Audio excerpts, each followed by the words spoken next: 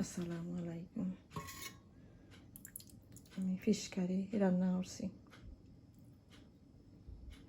রান্না হয়ে গেছে।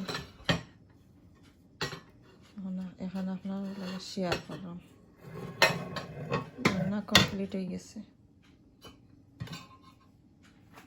রৌ ফিশ দিয়া শিম রান্না করছি।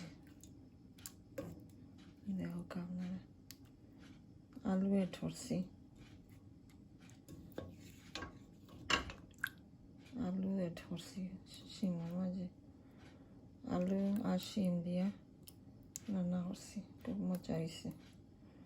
কাঁচামরিচ দুইটা দিছি আস্তে, মজার একটা রেসিপি হয়েছে। শিমও হয়, উড়িও হয়, সিলেটি ভাষায় এখন উড়ি রান্না করছি।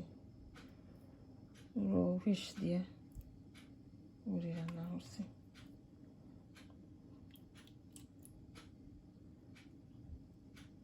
রৌ ফিশ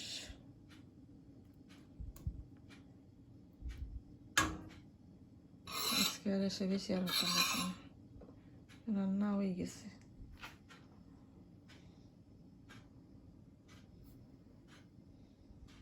খুব মজার একটা কারি হয়েছে, ফিশ দিয়া উড়ি রান্না করছি, আলু এড করছি।